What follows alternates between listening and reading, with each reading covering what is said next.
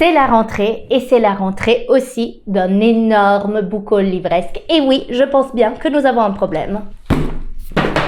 Oups.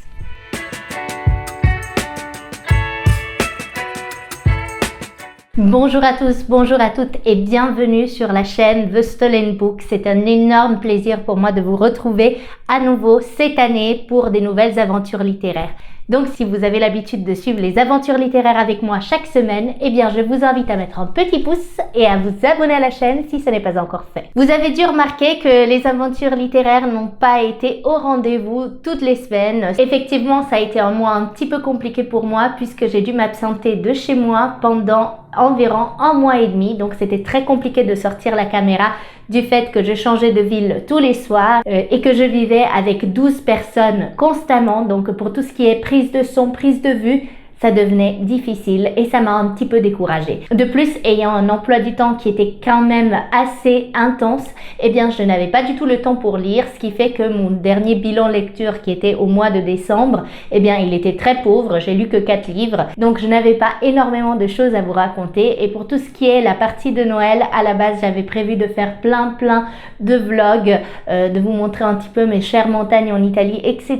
Mais finalement je me suis découragée, j'ai vraiment eu envie de décompresser et de profiter du temps avec ma famille que je vois très peu souvent. Maintenant que nous sommes à jour pour 2022, j'ai très envie de vous souhaiter une merveilleuse année 2023, qu'elle vous apporte plein de joie, de bonheur, que vos rêves se réalisent et voilà, j'espère qu'on aura encore plein d'aventures à passer ensemble et quel bonheur d'avoir un petit rayon de soleil pour démarrer la vidéo d'aujourd'hui.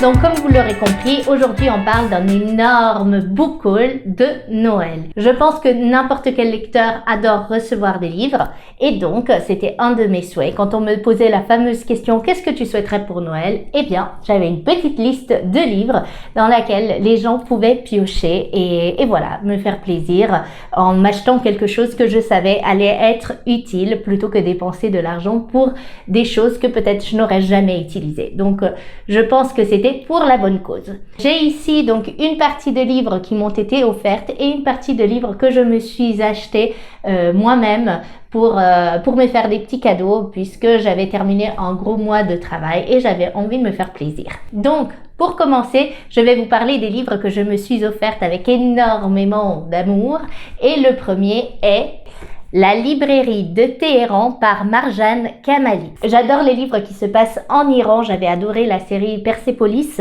et par la suite par contre, tous les livres que j'ai piochés, eh bien ils ont été un petit peu décevants. Je me souviens même plus des titres, je m'en souviens seulement de un qui était Une soupe à la grenade si je me trompe pas et franchement je lui avais donné sur Goodreads 3 étoiles sur 5 et je trouvais que c'était quand même assez généreux puisque la plupart de l'histoire se passe en Irlande et qu'on a très peu de sauts de temporalité de quand les jeunes femmes vivaient en Iran. Donc pour moi c'était un petit peu dommage puisque c'était vraiment cette partie-là qui m'intéressait. Donc ce livre je pense qu'il va être un succès parce que j'en ai lu des chroniques très élogieuses. Vous me direz ça ne veut rien dire parce qu'effectivement chaque goût est singulier et je suis d'accord avec vous, mais le pitch m'a l'air vraiment intriguant. Téhéran, 1953. Les parents de Roya veulent le meilleur pour leur fille. Ils l'inscrivent dans un prestigieux lycée de la capitale, espérant bien faire d'elle une savante, une intellectuelle, une femme capable de changer le cours de l'histoire.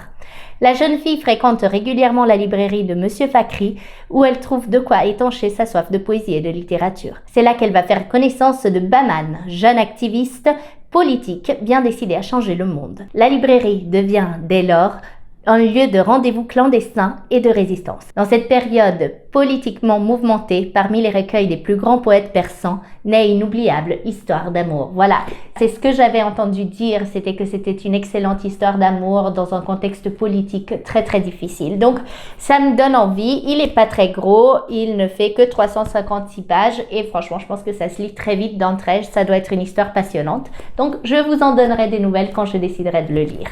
Le prochain livre dont je vais vous parler, c'est le livre d'une autrice qui m'a énormément marquée et c'est Valérie Perrin. Et à l'occurrence, je vais lire son dernier livre qui est 3. Ou de moins, j'espère que c'est son dernier livre parce que peut-être qu'elle en a sorti un autre entre-temps que je ne suis pas au courant. Mais bon, En tout cas, je pense que c'est un de ces derniers, au cas où. Et j'avais déjà lu Changer l'eau des fleurs, qui avait été pour moi un immense coup de cœur. C'était un des premiers livres que j'ai lu quand j'ai démarré ma chaîne YouTube. Et franchement, j'ai été bluffée par la plume aussi délicate, fine, douce, émouvante de cette autrice.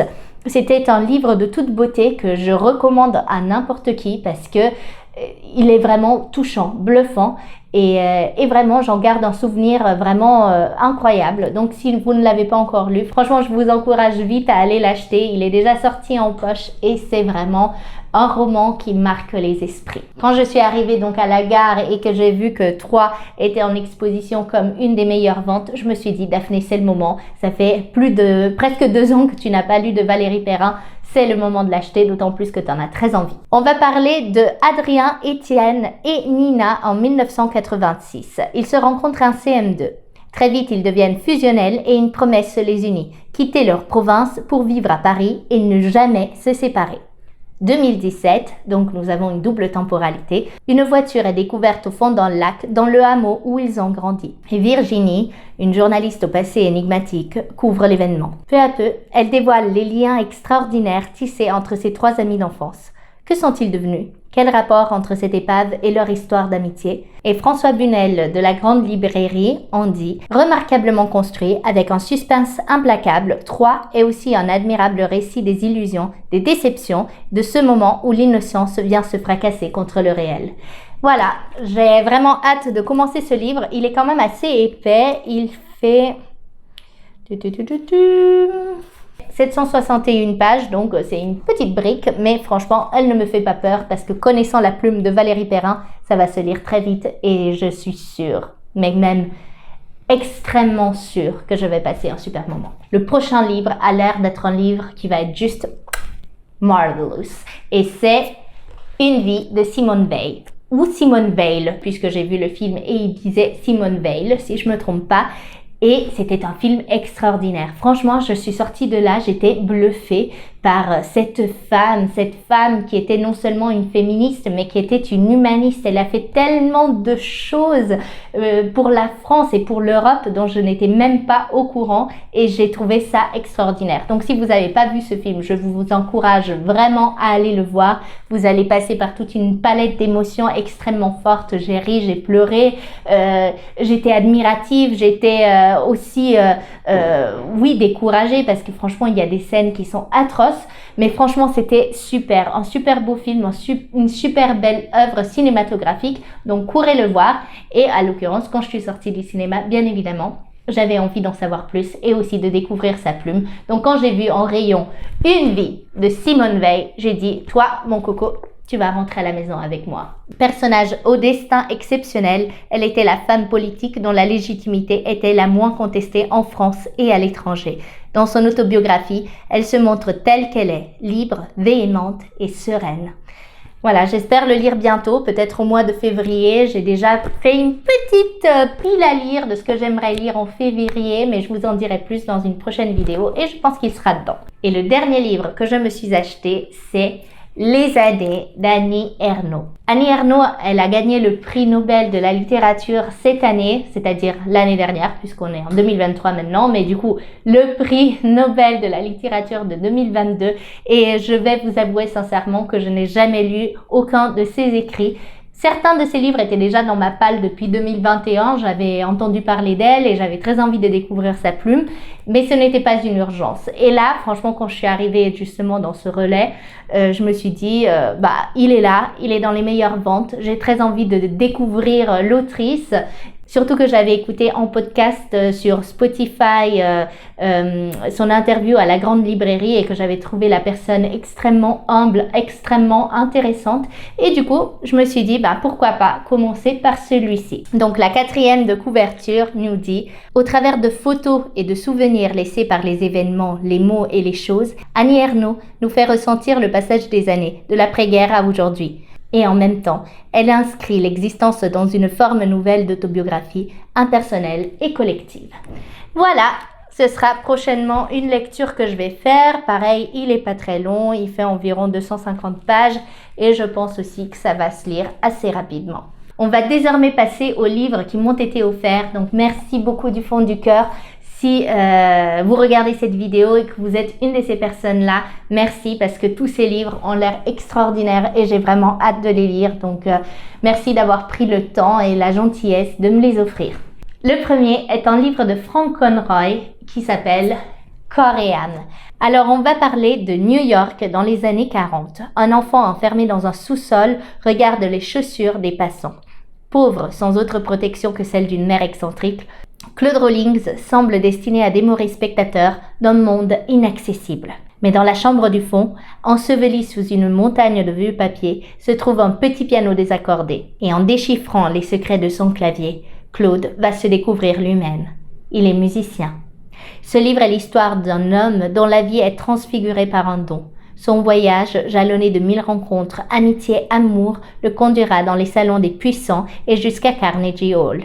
La musique, évidemment, est au centre du livre. Musique classique, grave et morale, mais aussi la pulsation irrésistible du jazz. Autour d'elle, en une vaste fresque foisonnante de personnages, Frank Conroy brosse le tableau fascinant, drôle, pittoresque et parfois cruel d'un New York en pleine mutation. Super, la vidéo a coupé. Voilà donc les problèmes qu'on peut retrouver en ayant une chaîne YouTube. Je pense que je vais casser mon téléphone parce que c'est pas la première fois qu'il me fait ça et ça m'énerve. On va donc passer aux 2 prochains livres qui sont des livres écrits par un de mes auteurs contemporains préférés. Peut-être même... Non, parce que j'hésite quand même avec David Fonkinos.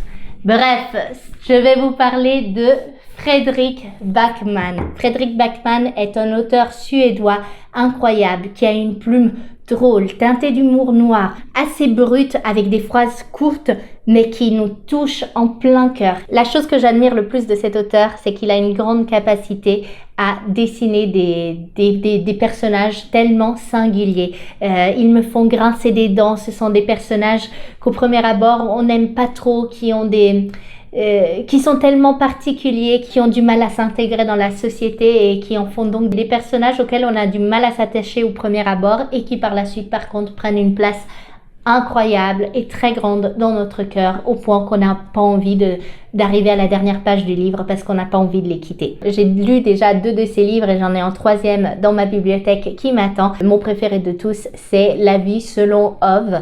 Et cette histoire franchement m'a bluffée et quand j'ai entendu parler de cette saga qui est donc la saga de Bear Town, qui est une trilogie, eh bien je ne pouvais absolument pas m'empêcher de l'acheter puisque la plupart des gens disent que Bear Town est leur livre préféré de Fredrik Backman. Il y a le 3e livre aussi qui vient de sortir en 2022 qui s'appelle The Winners. Je ne l'ai pas encore parce que je pense qu'il n'est pas encore sorti dans cette édition. En tout cas, j'ai eu du mal à le trouver et du coup, je l'achèterai par la suite. Je vais commencer par ces 2-là. Je les ai achetés en anglais parce que j'aime bien lire une saga dans sa continuité. Et en fait, je pense que le premier tome a été traduit en français, mais pas le 2 ni le 3. Donc, j'avais pas envie d'attendre ou de me dire que peut-être un jour, ils ne le sortiront jamais et que je me retrouve avec des éditions différentes de la même histoire. Donc, j'ai fait le choix de les acheter directement en anglais et je suis très contente puisque ça va me permettre aussi de remettre un petit peu mon anglais au goût du jour et de le pratiquer un peu. Sincèrement, je ne sais pas trop de quoi parlent ces livres. Je n'ai pas envie de lire la 4e de couverture. J'ai vraiment envie de découvrir en lisant. Je sais juste qu'il va se passer un crime dans cette ville et que ce crime va diviser les habitants en 2 différentes factions. Donc voilà, je vous tiendrai au courant. Je pense la lire bientôt parce qu'elle me fait de l'œil quand même depuis plusieurs mois. Ok, ça filme toujours, donc continuons. Le prochain livre m'a été offert par quelqu'un de proche qui me connaît donc je pense aussi suffisamment bien puisqu'il n'était pas dans la liste mais c'était un win parce que j'avais vraiment envie de l'acheter et c'est Le Mage du Kremlin de Giuliano da Empoli. C'est un auteur italo-suisse, donc je suis très contente d'avoir un auteur italien qui a écrit un ouvrage de cette qualité, puisque j'en ai entendu que du bien, et qu'il a aussi gagné le Grand Prix du roman de l'Académie française en 2022. J'enlève le bandeau, parce que sinon je peux pas vous lire la 4e en entier. On l'appelait le Mage du Kremlin. L'énigmatique Vadim Baranov fut metteur en scène puis producteur d'émissions de télé-réalité avant de devenir l'éminence grise de Poutine, dit le tsar.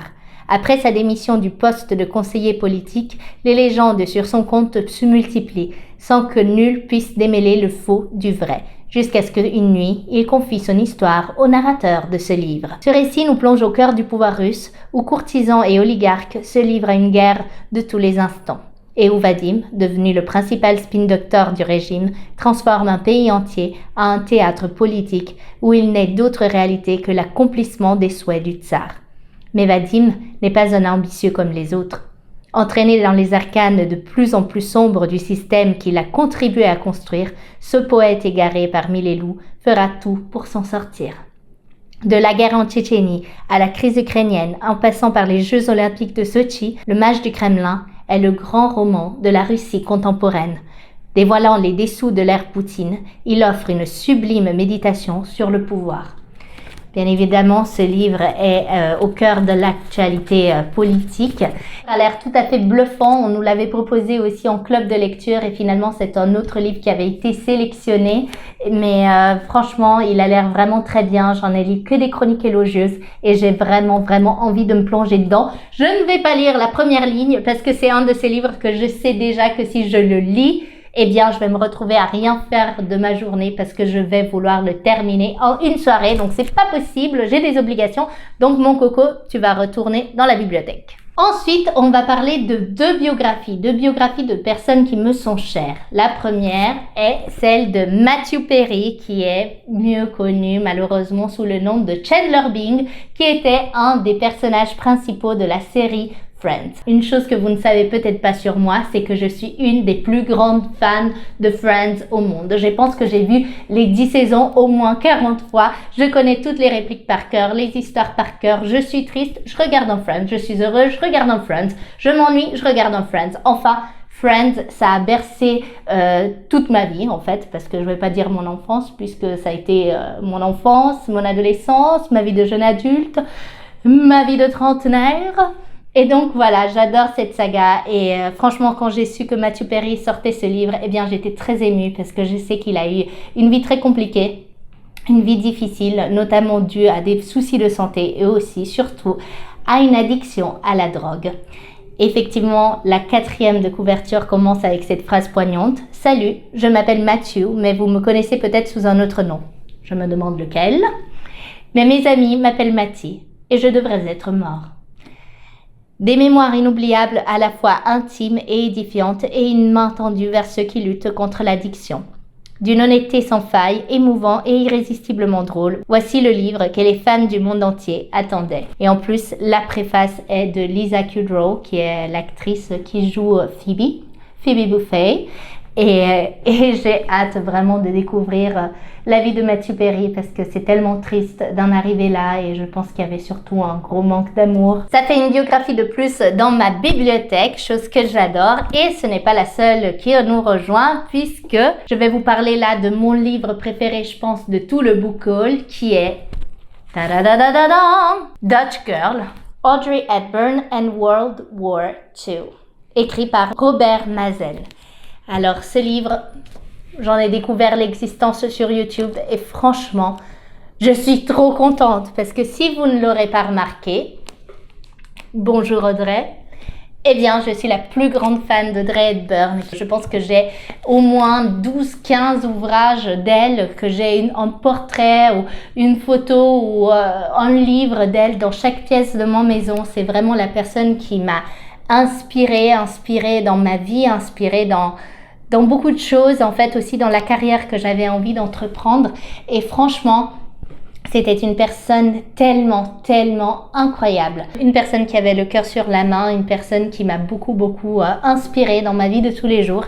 Et je suis donc trop contente de posséder ce livre qui a été une petite odyssée à avoir puisqu'il n'est pas édité en Europe, on ne le trouve que aux États-Unis. Et bon, même si je suis contre faire arriver des livres d'aussi loin, cette fois-ci, j'avais vraiment envie de faire une exception à la règle parce que voilà, je pense que c'est un livre qui va beaucoup me plaire et beaucoup m'apporter. Il réunit un peu mes deux passions, Audrey Hepburn et la Seconde Guerre mondiale. Donc clairement, je ne pouvais pas le laisser aux États-Unis. On dirait qu'il vient de la guerre lui aussi, puisqu'il est passablement très abîmé. La couverture tombe en miettes.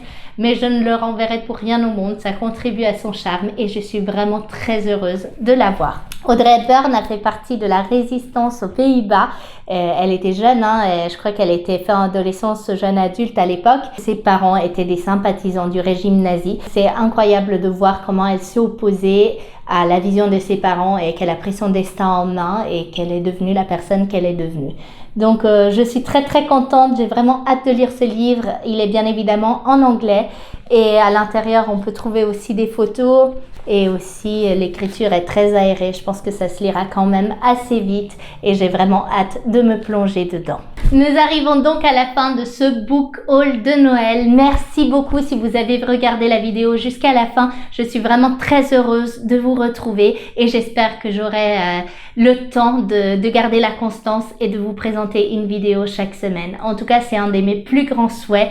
J'adore parler de livres avec vous et d'avoir vos recommandations et de lire vos petits commentaires. Ça me fait toujours très très plaisir.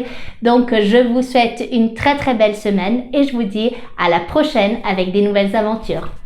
Ciao!